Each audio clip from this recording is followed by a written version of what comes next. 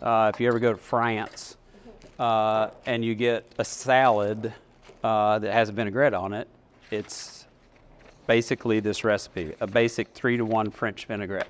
3-to-1 means that's the ratio, 3-to-1. So it's 1 part acid of some sort, lemon juice, lime juice, vinegar, anything like that, to 3 parts of fat, olive oil, grapeseed oil, canola oil, some kind of oil. That's the ratio, 3-to-1. Always across the board in vinaigrettes in general, that's the thing. So today, because of the recipe that we're going to make the lemon basil chicken scallopini, we're going to make this basic 3-to-1 French vinaigrette in the shape of a basil and lemon vinaigrette. Okay, but you can change it. You can do anything you want to it. You just have to use these amounts, right, for the ratio.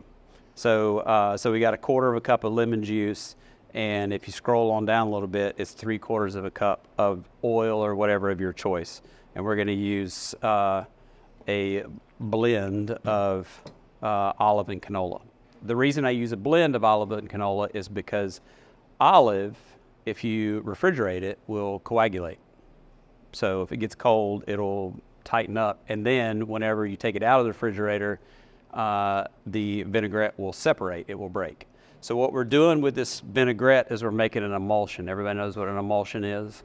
So we're taking 2 things, fat and acid, and making them come together as one, right? An emulsion. We're going to start with the chicken, actually. I just wanted to explain that first. So scallopini, does everybody know what scallopini means? Scallopini is slices, thin slices of meat. Typically veal, pork, chicken, but that's what scallopini means. Thin slices of meat, okay, in Italian. So, and here is how you get thin slices of meat. You don't actually slice them, but in Germany they'd call it schnitzel, okay? In Italy they call it scallopini. Tools. This is a meat mallet, okay? It's what is used for scallopini or schnitzel. But so what you want to do, take your Zip-lock Baggie like this. Don't close it. Leave it open, okay? You're going to take your little chicken breast and slide it inside just like that. So what's good about scallopini is you get to take a little bit of aggression out. So there's 2 sides. There's a smooth side and there's a dimply side, okay? You can start with the dimply side if you want, but you don't have to. You can use just this. But the motion of it, you don't ever want to just bang on the outside. You want to start from the inside and kind of spin it around as you do it. And you go out as you're hitting it, okay? And what you don't want to do also, that's just the reason why you spin it, you don't want to focus on one spot because you end up with a hole in your chicken. You don't want a hole in your chicken, okay? So you just kind of keep going around. You don't have to hit it crazy hard, especially chicken. Veal, you don't have to hit hard either. Pork, you know, it just depends on the actual cut. Just like that. So, nice and thin, right? No holes. Pretty good. Yeah, you want it pretty thin.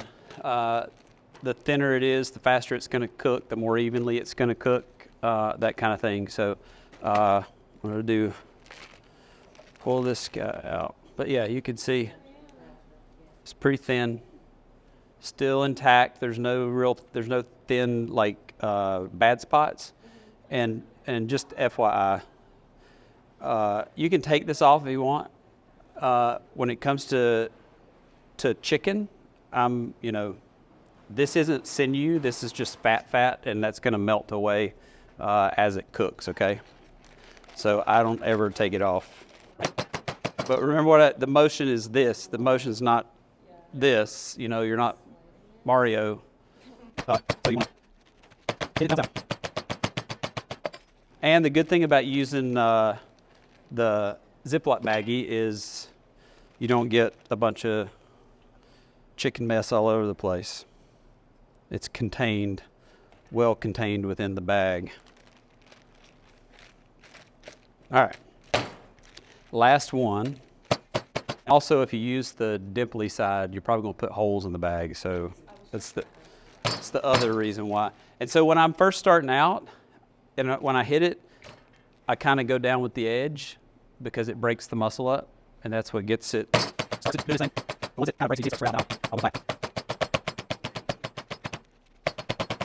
I'm really, like I said, I'm not like swinging at it like a mad person or anything. It's pretty light what I'm doing. So typically, I would put flour on this, seasoned flour. But we're going to do cornstarch today, which is perfectly fine.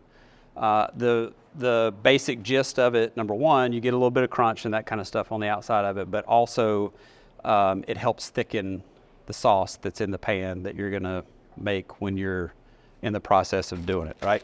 Flour has a little more, has a certain flavor, and it'll get a little more crunchy, than cornstarch will.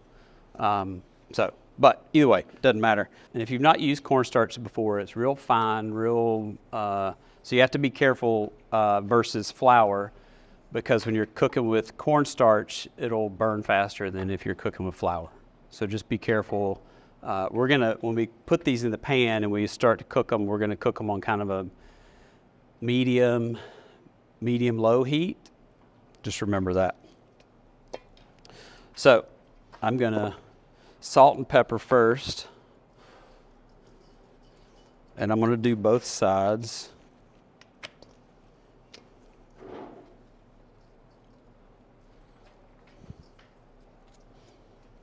Like so, and then I'm gonna coat with the cornstarch.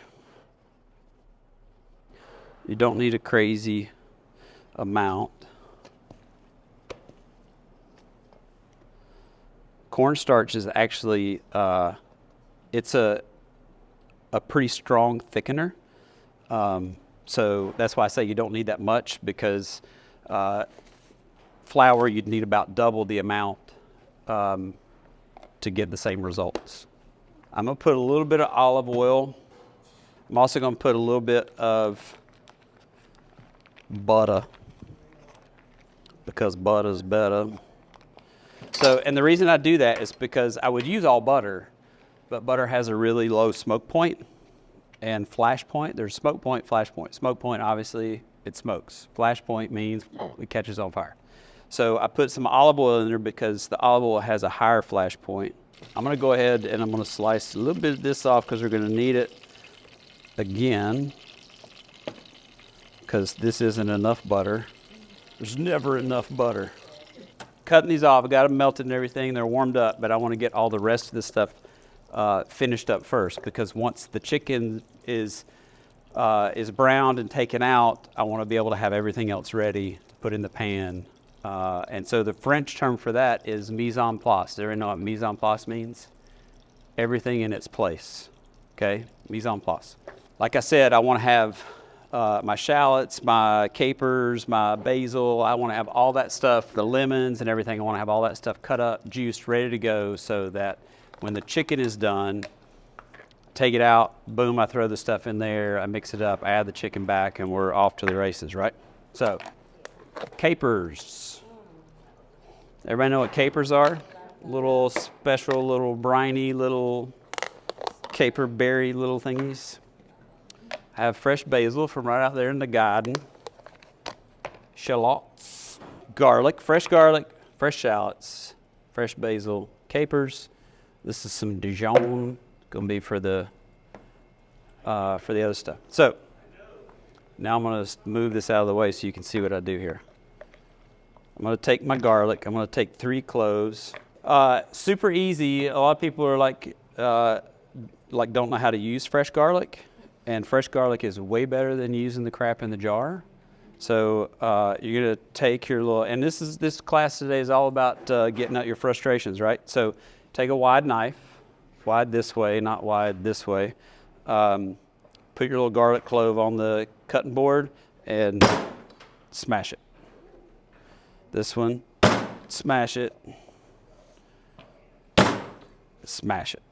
And then you just come back through with your knife or if you can do this way if you don't have the claw. This is the claw. Spin it around. And so this is a cool thing too, because a lot of people, maybe they like the flavor of garlic, but they don't want to like bite into, you know, chunks of garlic. So when you get it to this point, you take some salt, put it over the top, and then you take that same knife and you break it like this, and it turns it into paste. And you got garlic paste. Okay? So, shallots. Does everybody know what a shallot is? Shallot is just a little onion. Yeah, it's just mild. It's milder than a red onion. Way milder than, they're not sweet necessarily. They still have good onion flavor, but they're just not offensive. They use them a lot in vinaigrettes and different things like that. This is the way you cut a shallot, mince a shallot. So I've got it laying on its side. I'm going to go through once, go through again. I'm not going to the end. I still have the root attached. I'm just going to right there. And then I'm going to come back through this way. And so it's important that I do it this way, that I'm mincing them up really, really small, because when I make the vinaigrette, I'm going to use them also in the vinaigrette. Just find your root end. And sometimes they might be like when they're round like that and they're kind of hard to hold on to and stuff. So you can just cut it in half and then sit it on the flat side and do the same thing. And so all these little bits and stuff, you don't necessarily have to throw that stuff away. Save it. You can use it to make chicken stock and stuff. If you ever go to Publix, Harris Teeter, or wherever, grocery store, Ingles, whatever you have near you, you buy rotisserie chicken. You take all the meat and stuff off the bones to use for chicken salad, or just if you eat it or whatever. Then you save the bones and you put those in a pot with like onions, carrots, celery, that kind of stuff.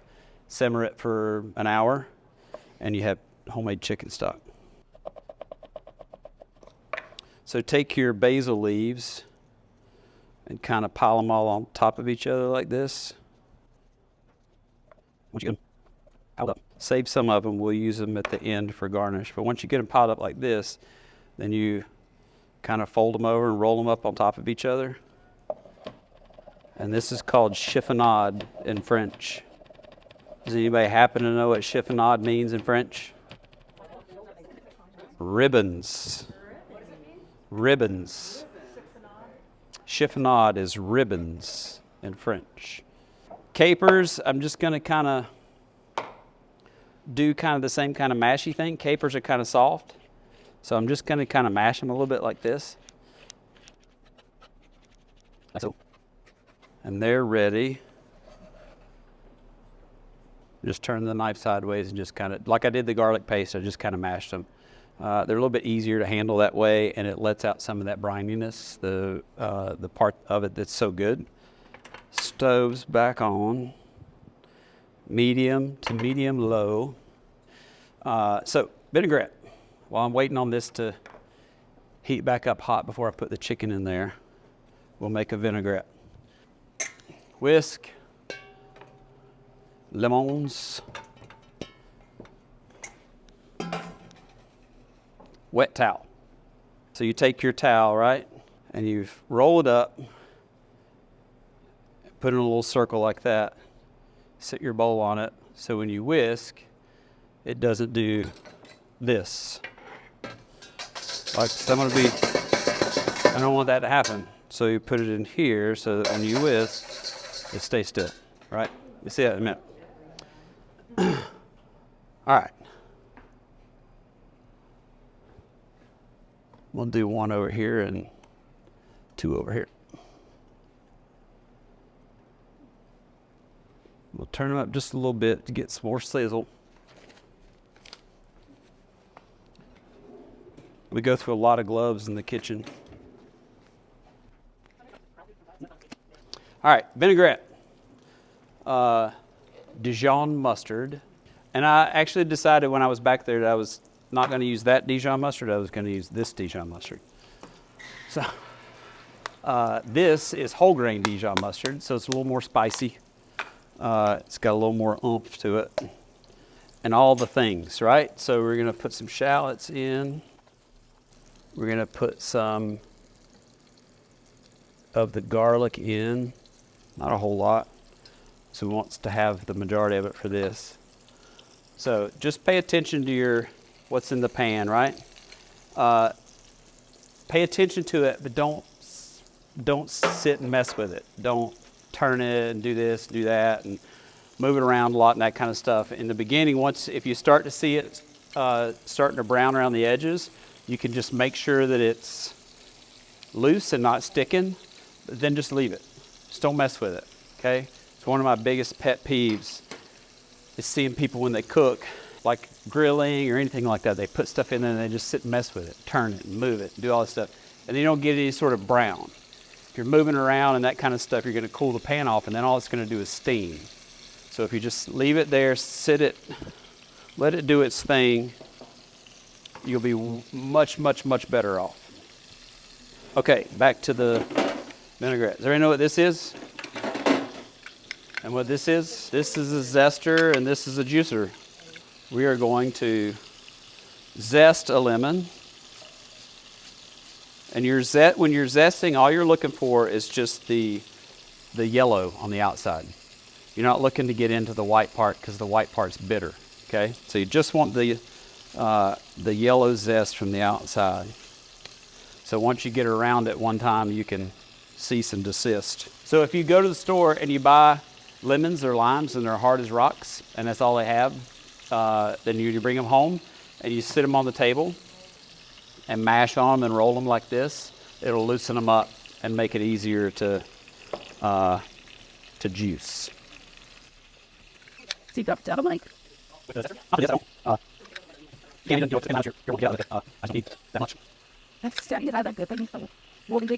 If I'm frying something like this, I don't want to use Teflon because Teflon's a little more difficult to brown. So I'll use, these are aluminum. Aluminum is a really good conductor of heat, so you get a good even cook across it. So it's nice and crispy on the outside, brown on the outside. That was about 1.75 tablespoons. Good. What is it? So the reason I used honey, I'm on the wrong recipe. Yeah. So, and I put a little bit more lemon juice in there than normal because that mustard is really strong and pungent. Okay. So that's why I went a little bit over on the honey as well. Oil. If you can bring oil home and put it in a little squeeze bottle like this, because you can buy these at anywhere, even if it's like a ketchup or mustard squeeze bottle or something like that, just something that has a small tip. If you're going to do this often, which I don't know why you wouldn't, unless you just like ranch dressing a lot. But so you want to go slow. Slow, steady stream, just to the outside. I don't know if you can see that or not. But just to the outside of the bowl so that when your whisk goes around, it draws it around to the rest of it. Right. If you dumped it all in, you would never bring it together. It would never emulsify. So I do it this way because it's the only way to get it to emulsify. It's a 25-75. 25 olive oil, 75 canola. It's the mustard and the honey that bind it together. Like, so you could, if you wanted to make a raspberry vinaigrette, then you could use raspberry jelly and you could leave the honey and the mustard out, and the raspberry jelly would bring it together. When you make Caesar dressing, the egg yolk is what binds it together. But generally speaking,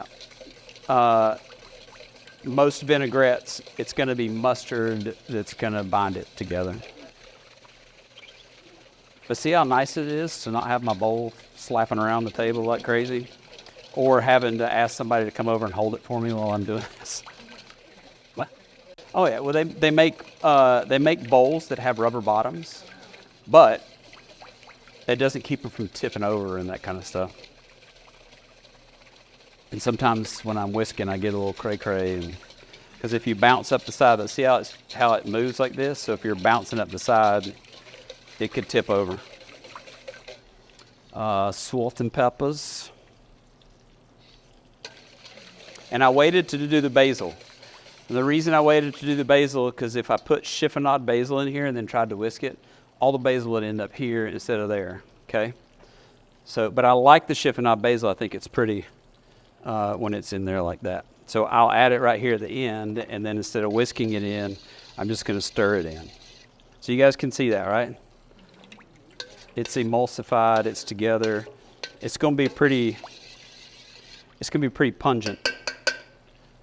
I promise you. So we sit that there. Chicken. So I'm going to take these out. They are fully cooked already at this point, okay? I'm going to take those out. I'm going to throw in the garlic. I'm going to throw in the shallots. And don't, use your hands. It's the best tool God gave you, is your hands. I'm going to wait on the basil because I don't want the basil to, I don't want it to turn brown, okay? So I'm going to wait on that. Capers. And the heat's on low right now? Heat's on low. The other reason I'm waiting and want to do it that way is because when I add the butter, if it's too hot, it'll get crazy, and then it'll separate, and everything will be no bueno. So I'm going in with 2 pats of butter. You can turn it up a little bit to get the butter to melt a little bit more. And another thing you can do with this if you want to is you can make it into brown butter. Like we're doing tonight, we're doing brown butter with the chicken and the pasta tonight. And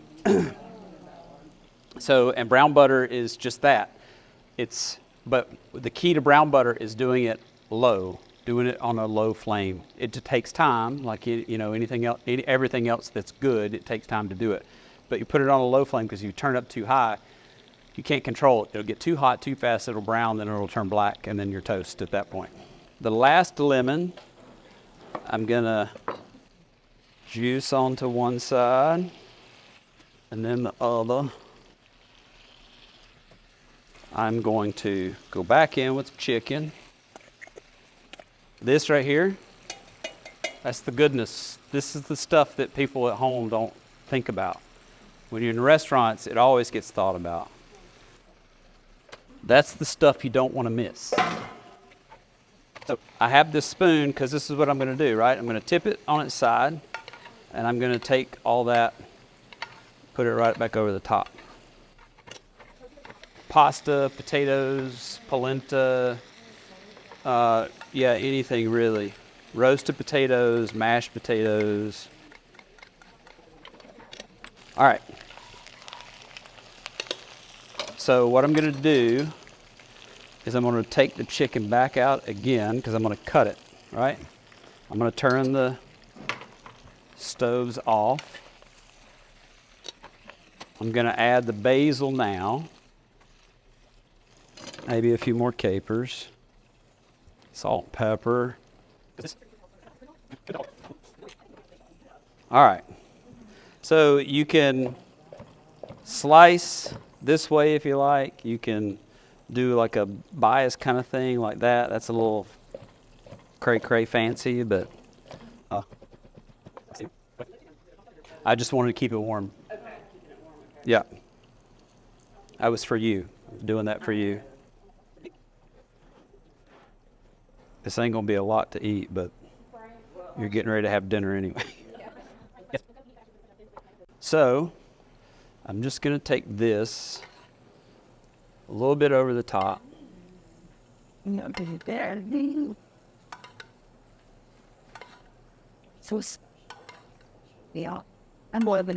then I'm actually gonna come behind it. You don't have to do this. I'm doing it just because I made it, and I want you to be able to taste it. But you can